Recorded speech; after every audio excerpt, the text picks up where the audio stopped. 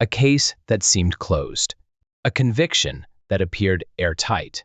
But a quiet teenager, armed with logic and curiosity, saw what no one else did. Noah Carter never fit in with the crowd. At 16, he preferred the solitude of his dimly lit bedroom, the glow of his computer screen, illuminating stacks of books on quantum mechanics and cryptography. He thrived in numbers, codes, and logic puzzles, things that had clear answers, unlike the chaotic world of high school social life. Most of his peers spent their free time at football games or scrolling through social media. Noah, on the other hand, found himself drawn to something else: hidden information, encrypted data, and secrets buried beneath layers of security. One night, while scouring a legal archive out of pure curiosity, he stumbled upon a case that caught his attention. Michael Lawson, a man convicted of robbing a downtown bank in broad daylight. The prosecution had relied on an airtight piece of evidence: surveillance footage, placing Lawson at the crime scene. A single video. Clear, undeniable proof. Case closed. Or so it seemed. Something about it didn't sit right with Noah.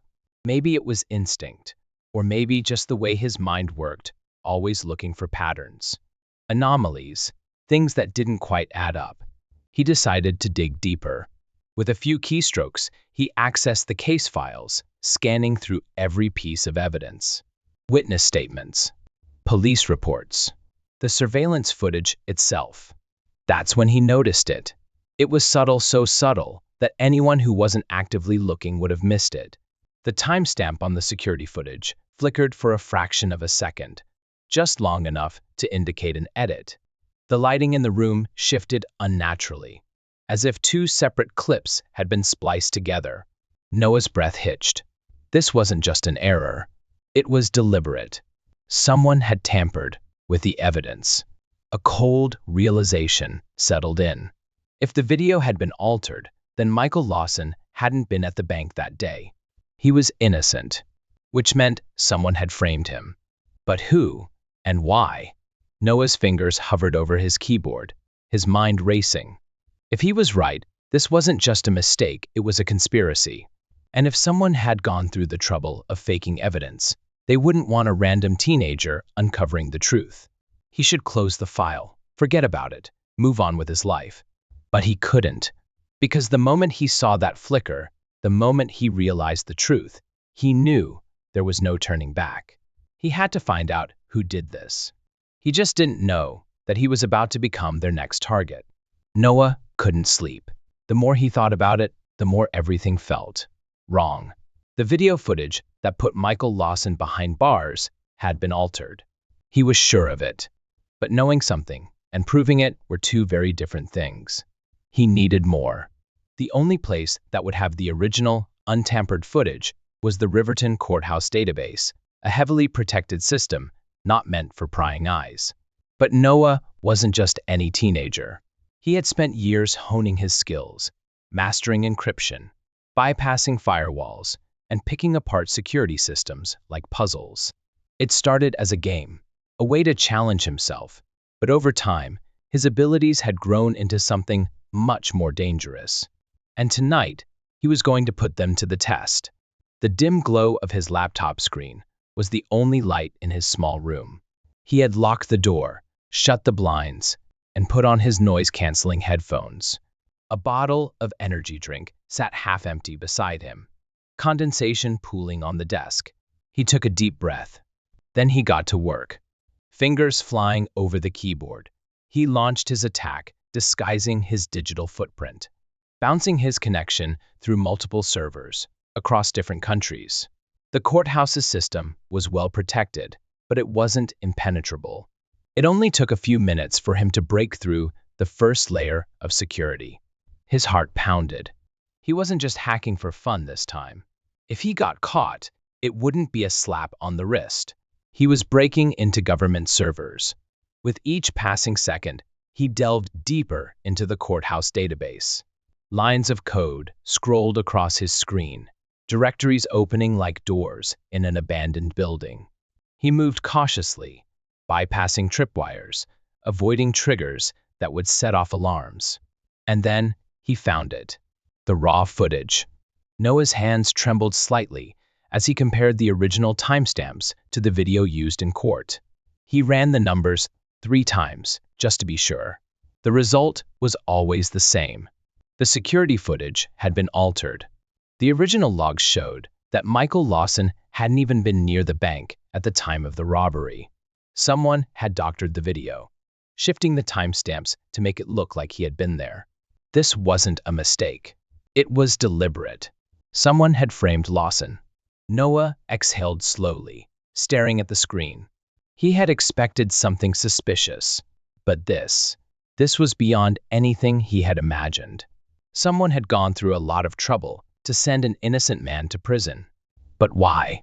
His mind raced with possibilities. Was it a setup? A cover-up? Who would have the power to manipulate evidence like this? Before he could think further, his screen suddenly flickered. A red warning message appeared. Unauthorized access detected. System lockdown initiated. Noah's stomach dropped. His fingers moved on instinct, rapidly closing windows, wiping logs, severing his connection. He shut down his programs, scrambled his IP, and forced an emergency logout. Seconds later, the system locked him out completely. For a few moments, he just sat there, breathless. His hands were still gripping the laptop, knuckles white. Had they traced him? Did they know who he was? His house was silent. No sirens. No pounding at the door. No flashing lights outside his window. Maybe he had been fast enough. Maybe no one knew. But then his phone vibrated. A single notification lit up the screen. "We see you." No sender. No number. Noah's blood ran cold. This wasn't just about uncovering the truth anymore. Now, someone knew he was watching. And they were watching him back. Noah Carter stood outside the Riverton courthouse, gripping the flash drive in his pocket like a lifeline. The grand stone building loomed over him, its massive pillars casting long shadows under the morning sun. A steady stream of lawyers and officials moved in and out, their expressions unreadable, their steps purposeful. Noah swallowed hard. He had never set foot inside a courthouse before, much less demanded a meeting with a judge. But he had no choice. He had evidence that could overturn a wrongful conviction, proof that Michael Lawson had been framed. All he had to do was convince Judge Arthur Reynolds to listen. Inside, the air was crisp, with a scent of polished wood and old paper. Noah approached the front desk, where a middle-aged clerk sat flipping through case files. He cleared his throat. "I need to see Judge Reynolds. It's urgent." The clerk barely looked up. "Do you have an appointment?" "No, but..." "Then you're not seeing him." Noah clenched his fists. He had expected resistance, but not outright dismissal. He took a deep breath, steeling himself. "Tell him I have evidence that proves Michael Lawson is innocent." That got her attention. The clerk frowned, glancing at him fully for the first time. But before she could respond, a deep, authoritative voice cut through the air. "Who the hell are you?" Noah turned to see Judge Reynolds himself standing at the entrance to his chambers. The man was tall, broad-shouldered, and carried an air of impatience. His sharp gray eyes scrutinized Noah like he was an insect on a microscope slide. Noah took a step forward. "My name is Noah Carter. I have proof that the security footage used in Michael Lawson's case was tampered with." Judge Reynolds sighed, rubbing his temples. "I don't have time for this. Do you know how many people come in here claiming they have evidence that'll change everything?" "This isn't a theory," Noah said firmly. "I hacked into the courthouse system and pulled the original video files." He stopped himself too late. Reynolds' eyes darkened. "You did what?" Before Noah could explain, 2 courthouse security officers appeared behind him. "You're coming with us, kid." A firm hand clamped onto Noah's arm. "Wait, no. You don't understand. I can prove it." "Tell it to your lawyer," one of the guards muttered, dragging him toward the exit. Noah's mind raced. He had come here to help Michael Lawson, and now he was the one in trouble. They took him to a small detainment room, a dull, windowless space with nothing but a table and 2 chairs. His heart pounded as they left him alone, the heavy door clicking shut behind them. Minutes stretched into an hour. His phone had been taken away. There was no way to contact anyone. Had he just made the biggest mistake of his life? The door finally opened. A woman stepped inside, Victoria Hayes, a seasoned defense attorney. She wore a navy blue suit, her blonde hair tied in a sharp bun, and her eyes carried the weight of someone who had seen far too many lost causes. She sat down across from him, arms crossed. "So," she said flatly, "you hacked into the courthouse system?" Noah hesitated, then nodded. "And now you think I should help you?" Another nod. Victoria sighed, tapping a pen against the table. "I should tell you to get a good lawyer and keep your mouth shut. But you said you had evidence that Michael Lawson was framed." Noah leaned forward. "I do. And if you just look at the footage, you'll see I'm right." Victoria studied him for a long moment. Then, to his surprise, she stood up and walked to the door. "Wait here." An hour later, the door opened again. This time, Judge Reynolds entered the room. But something had changed. His expression was no longer one of irritation. It was something else. A quiet, troubled contemplation. He sat down across from Noah. "I just watched the video," he said slowly.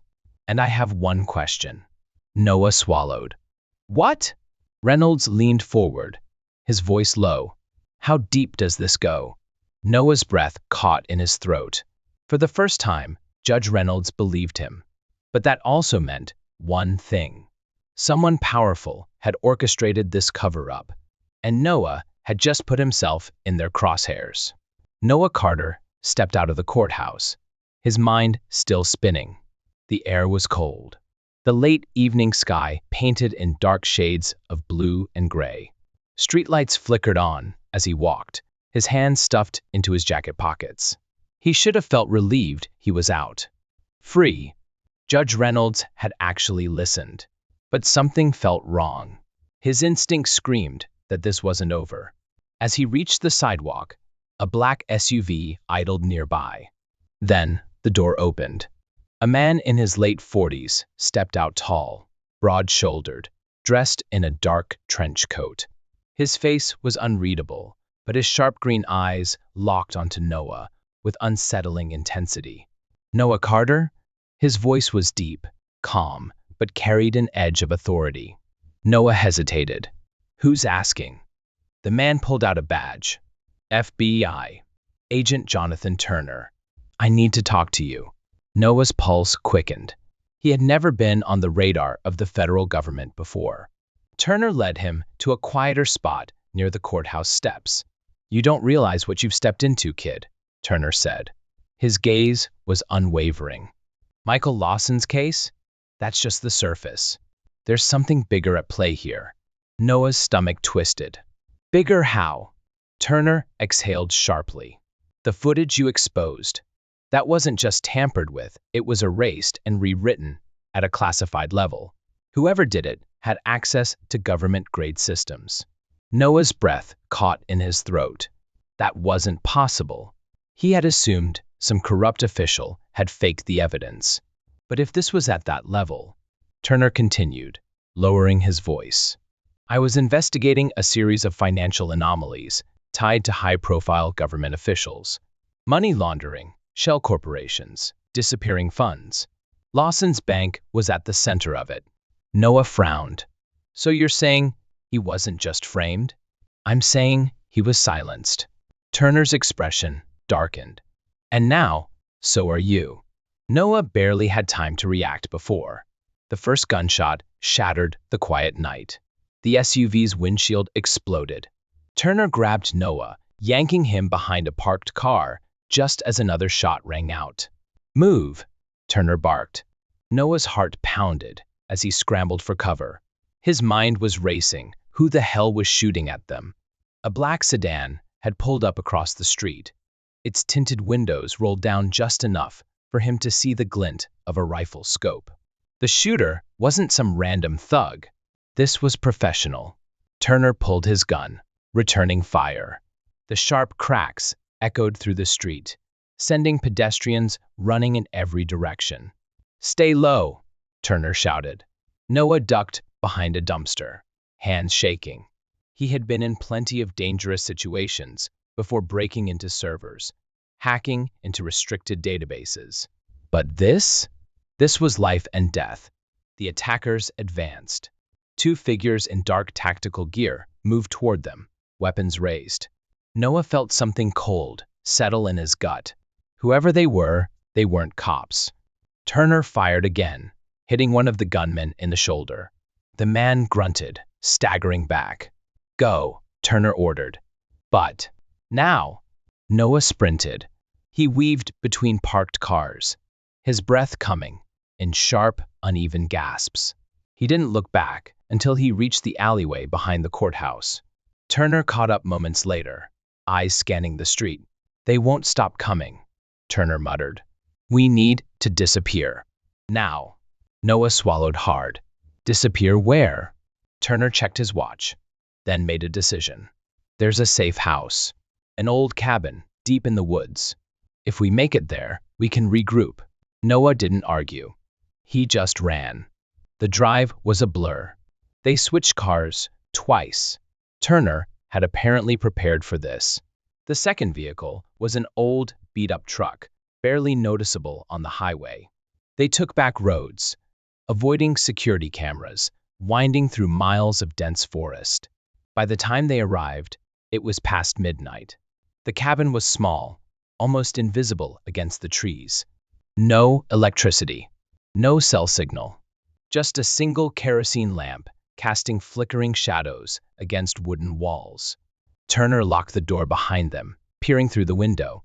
"We should be safe here. For now." Noah collapsed onto an old chair, every muscle in his body still tense. His mind spun with questions. Who had tried to kill them? How high did this conspiracy go?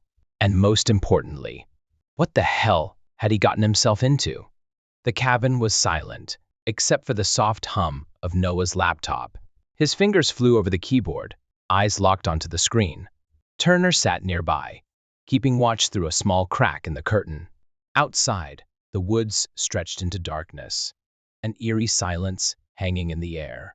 Noah had spent the last few hours sifting through financial records, encrypted emails, and offshore transactions.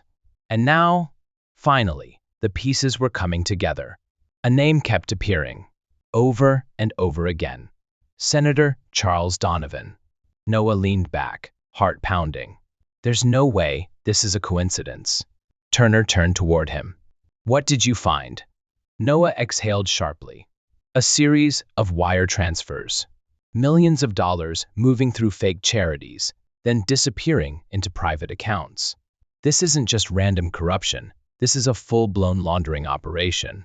He scrolled through the records. "Look at this." The bank Lawson worked for. It was being used as a front to clean dirty money. Someone inside must have figured it out, and they needed a scapegoat. Turner's jaw tightened. So they framed Lawson. Noah nodded. They leaked the fake footage, got him arrested, and made sure all eyes were on the trial. Meanwhile, no one was looking at the real crime happening behind the scenes. He clicked on another file. And guess who's pulling the strings? A grainy image loaded on the screen, an older man in an expensive suit, shaking hands with banking executives. The name beneath it sent a chill down Noah's spine. Senator Charles Donovan. Turner ran a hand through his hair. This changes everything. Noah kept reading. The money was coming from illegal government contracts, bribes, even black market deals. It was all funneled through dummy corporations before vanishing into Donovan's accounts. He swallowed hard. This isn't just corruption. It's treason. Turner nodded grimly. And now that you've found it, a sound outside made them freeze. A branch snapping. The woods were supposed to be empty. Noah's breath caught. Did you hear that? Turner was already reaching for his gun. Then, the front door exploded inward. Two masked men rushed in. weapons raised. Turner fired first, taking one down instantly. The second lunged toward Noah. Noah barely dodged, knocking over the laptop as he scrambled backward. The attacker swung at him, but Noah grabbed a chair and slammed it into his side. The man stumbled, but he wasn't down. He reached for a knife. Bang! Turner's shot dropped him. Breathing heavily, Noah looked at the bodies. They weren't cops. They weren't normal hitmen either. Their gear was too professional. Turner crouched, checking the insignia on one of their jackets. His face darkened. Private contractors. Noah's stomach twisted, which means they're not bound by laws. They were sent to eliminate us. Turner grabbed the laptop, stuffing it into a bag. We need to go. Now. Noah's thoughts were racing. If Donovan had sent these guys, then he knew. He knew they had proof. The senator wasn't going to let them walk away. As they fled into the woods, Noah glanced back at the burning cabin. Everything was gone. His safe house. His equipment. But he still had one thing. The truth. And as long as he was alive, he was going to make sure the world saw it. Noah's hands trembled as he typed, eyes darting across the screen. Every keystroke was a risk. Every second counted. Turner stood behind him, scanning the empty warehouse they had taken refuge in. Are you sure about this? Noah swallowed hard. It's the only way. On the screen, the event security system flashed before him. The guest list, live stream setup, media feeds, it was all there. At the top of the page, Senator Charles Donovan's annual charity gala. Turner paced. Even if we get the evidence out, what's stopping Donovan from shutting it down? Noah smirked. That's why we're not just sending it to the press. He turned the laptop so Turner could see. A live broadcast system was being set up directly into the venue's screens. We're hijacking his own event. Turner's brows raised. That's insane. Noah's smirk faded. But it's going to work. The gala was a high-profile affair, packed with politicians, journalists, and corporate elites. Donovan stood at the podium, delivering a well-rehearsed speech on integrity and public service. Cameras flashed. Applause filled the hall. Then, the screens behind him flickered. For a split second, the crowd hesitated. Then the audio cut in.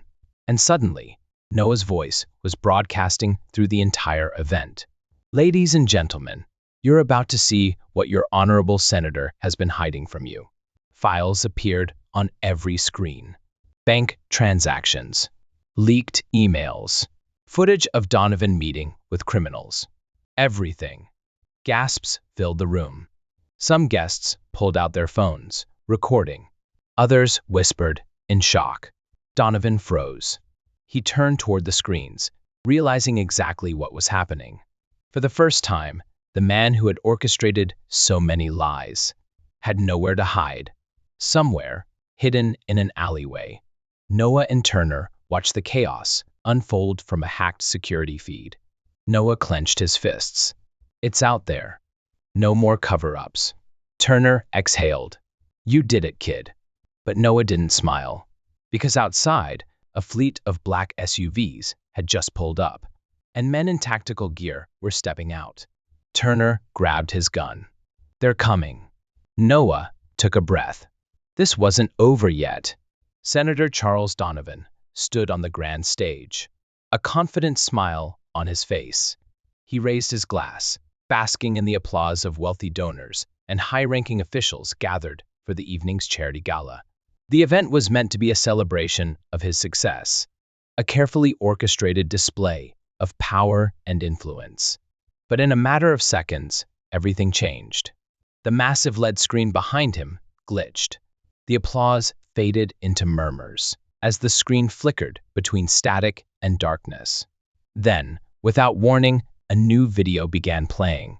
At first, it seemed like a malfunction, but as the seconds passed, it became clear this wasn't a mistake. This was evidence.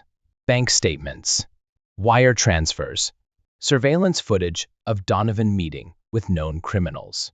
A damning collection of proof, exposing his deep involvement in a massive money laundering scheme. And then came the audio recording. Donovan's own voice echoed through the speakers. "We need to clean this up. No one can ever find out." A silence fell over the room. Guests exchanged shocked glances. Some instinctively reached for their phones, recording the screen as reporters in the audience scrambled to take notes. On stage, Donovan froze. His confident demeanor vanished in an instant. His face turned pale as he turned to look at the screen behind him. For the first time in his career, he had lost control. He scanned the audience, looking for allies, for someone who could help him regain command of the situation. But no one moved. His political connections, his network of powerful friends, none of them wanted to be associated with him anymore. Then, the doors of the ballroom burst open. A team of federal agents stormed in, their weapons drawn. A commanding officer stepped forward, his voice cold and firm. "Senator Charles Donovan, you are under arrest for corruption, money laundering, and obstruction of justice." The room erupted into chaos. Donovan staggered backward, his mind racing for a way out.